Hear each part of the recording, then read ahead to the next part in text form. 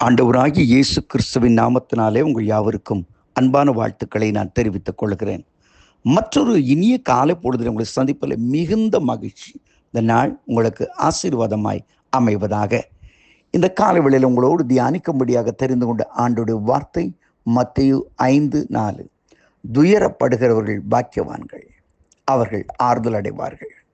துயரப்படுகிறவர்கள் பாக்கியவான்கள், அவர்கள் ஆறுதல் அடைவார்கள்.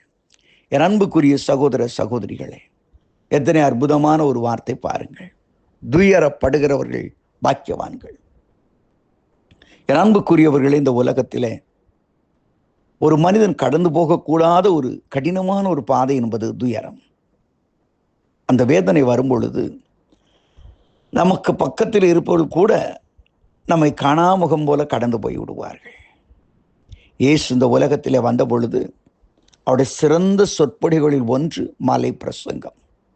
மகாத்மா காந்தி கூட இப்படி ஒரு பிரசங்கத்தை நான் கேள்விப்பட்டதே கிடையாது. எத்தனை அற்புதமானது! சுவாமி விவேகானந்தா கூட சொன்னார், இந்த வசனங்களை வாசிக்கும் பொழுது அவர் இந்தியாவில் மட்டும் பிறந்திருப்பாரானால் அவருடைய முதல் சீடன் நானாகத்தான் இருக்க வேண்டும் என்று அவர் சொன்னார். பல ஆயிரம் மக்களுக்கு, பல ஆயிரம் கோடி மக்களுக்கு ஆறுதல் அளித்த வார்த்தைகள் தான் துயரப்படுகிறவர்கள் பாக்கியவான்கள், அவள் ஆறுதல் அடைவார்கள். இந்த காலை வேளையில் ஒரு வேளை எழும்பும் பொழுது உன் வாழ்க்கையிலும் சில கலக்கங்கள், ஏக்கங்கள் இருக்கலாம். இயேசு இந்த உலகத்திலே ஜீவித்த பொழுது, அவர் வந்த பொழுது ஆண்டோடைய பிள்ளைகள் எப்படிப்பட்ட சமூகத்தில் இருந்தார்கள்? மல்கியா தீர்க்கதரிசிக்கு பிறகு 400 ஆண்டுகள் ஒரு வெளிப்பாடும் இல்லை. கர்த்தர் இருக்கிறாரா இல்லையா என்று தெரியவில்லை. ஒரு அந்தகாரம், வேதனையில் மக்கள் வாழ்ந்து கொண்டிருந்தார்கள். ரோம அரசாங்கத்திற்கு அடிமைகளாக வாழ்ந்து கொண்டிருந்தார்கள். இந்த நேரத்தில் தான், அந்த சோகத்தின் உச்சக்கட்டத்தில் தான் அவர் பிரசங்கம் பண்ண ஆரம்பித்தார். ஆவியில் எளிமை உள்ளோர் பாக்கியவான்கள் என்று ஆரம்பித்து அவர் சொல்லுகிறார், துயரப்படுகிற நீங்கள் பாக்கியவான்கள், ஆறுதல் அடைவீர்கள். இயேசு எதற்காக இந்த உலகத்திலே வந்தார்? வேத வசனம் சொல்கிறது. ஏசாயா 61 வாசித்து பாருங்கள். துயரப்படுகிறவர்களுக்கு ஆறுதல் அளிக்க, துயரத்துக்கு பதிலாக ஆனந்த தைலத்தை அவளுக்கு கொடுக்க இந்த உலகத்துக்கு வந்தேன் என்று சொல்லுகிறார். அன்புக்குரியவர்களே, லூக்கா 6:20 வாசித்து பாருங்கள். இப்பொழுது அழுகிற நீங்கள் பாக்கியவான்கள், இனி நகைப்பீர்கள் என்று ஆண்டவர் சொல்லுகிறார். இன்னைக்கு அழுது கொண்டு இருக்கிறாயா? இப்படியெல்லாம் ஒரு வாழ்க்கை தேவையா? இப்படியெல்லாம் ஒரு ஜீவியம் தேவையா என்று கலங்கி கொண்டு இருக்கிறாயா? இயேசு இந்த உலகத்திலே அதற்காகத்தான் வந்தார். துயரப்பட்ட மக்களுக்கு ஆறுதல் அளிக்க வந்தார். எனக்கு அரும்புக்குரியவர்களே, உன் வாழ்க்கையில் எத்தனை துயரம், எத்தனை வேதனை, எதிர்பாராத காரியங்கள் நடைபெறுகிற அல்லவா? இன்னைக்கு ஆண்டவர் அவை எல்லாவற்றிருந்தும் உனக்கு விடுதலை கொடுக்க, உன் கண்ணீரை துடைக்க அவர் போதுமானவராய் இருக்கிறார். இயேசு இந்த உலகத்திலே ஜீவித்த பொழுது துயர் நிறைந்த மக்கள் அவளை தேடி வந்தார்கள். அவருடைய கண்ணீரை துடைத்தார். லூக்கா 6 பாருங்களேன். ஒரு பாவியான ஸ்திரீ பல விதத்தில் மனதிலே வேதனை அடைந்தாள்.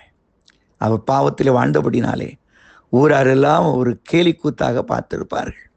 பல குறைகளை சொல்லியிருப்பார்கள். யாரிடத்தும் தன்னுடைய அனுபவத்தை சொல்ல முடியாது, தன் வேதனைகளை சொல்ல முடியாது, தன் கஷ்டங்களை சொல்ல முடியாது. பல வருடங்களுக்கு முன்பதாக பசுமலை பக்கத்தில் அன்பகம் என்று ஒரு இடம் இருக்கிறது. நம்முடைய மதுரை மாவட்ட திருச்சபையின் மூலமாய் நடைபெறுகின்ற ஒரு ஊழியம்.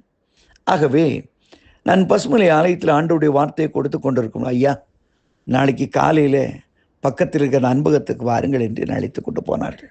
அங்கே வாழ்க்கையில் வழிமாறின மக்கள், திசை மாறின மக்களை அவர்களை எடுத்து கொண்டு வந்து, கூட்டி கொண்டு வந்து அவளுக்கு நெறிமுறைகளை சொல்லி நல்ல வழி நடத்துவதற்காக அந்த இயக்கம் இயங்கி கொண்டிருக்கிறது. பல பிள்ளைகள், பல பெண்கள் அங்கே இருக்கிறார்கள். எல்லாம் சிறைச்சாலையிலிருந்து அங்கே வந்து இப்பொழுது சீர்திருத்த பள்ளி போல சீர்திருத்தங்களை அடைகிறார்கள். அந்த பள்ளிக்கு போயிருக்கும் பொழுது அநேகர் அங்கே வந்தார்கள். அவளிடத்தில் பேசினேன், ஆண்டோடைய வார்த்தையை பேசினேன். சிலர் தனி ஜபம் பண்ண வந்தார்கள்.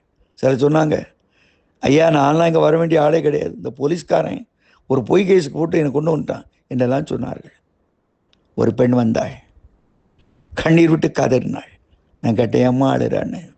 அவள் சொன்னான், என் குடும்பத்தில் கஷ்டம், மகா கஷ்டம். என் கணவன் ஒரு குடிகாரன், என் மகளுக்கு ஃபீஸ் கட்டணும், என்ன பண்ணுறேன்னு எனக்கு தெரியல.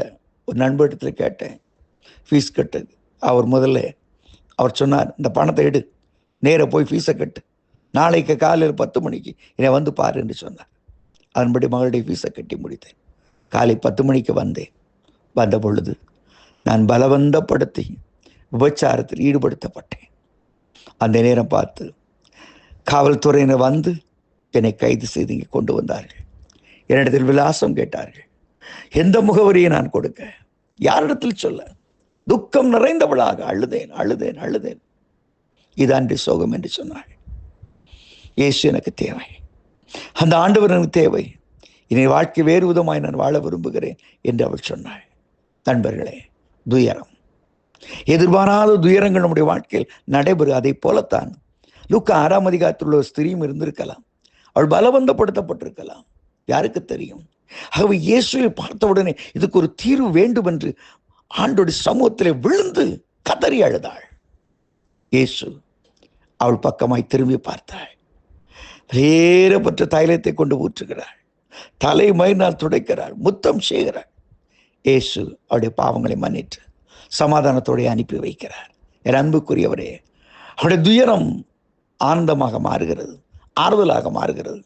சுவிசேஷம் சொல்லப்படுகிற இடங்களில் எல்லாம் இவருடைய கிரியைகளும் சொல்லப்படும் என்று சொன்னாலே அப்படி அது மாறுகிறது. இன்றைக்கு உன்னுடைய வாழ்க்கையில் துயரப்பட்டிருக்கிறாயோ, ஒருவேளை அது பாவத்தினால் வந்து துயரமாக இருக்கலாம். இல்லை என்றால் அருமையான சகோதரனை இழக்க கொடுத்து கண்ணீரிலே வாழ்ந்து கொண்டிருந்த அந்த மக்களுடைய துயரங்கள், இழப்பு பயங்கரமானது, இழப்பு வேதனைக்குரியது. அழுது கொண்டிருந்தார்கள். இயேசு கிறிஸ்து மரித்த அந்த லாசரை உயிரோடு எழுப்பி அவருடைய கண்ணீரை, அவருடைய வேதனைகளை சந்தோஷமாய் மாற்றினார். இன்றைக்கு அதே இயேசு உன்னுடைய வாழ்க்கையில உண்டு.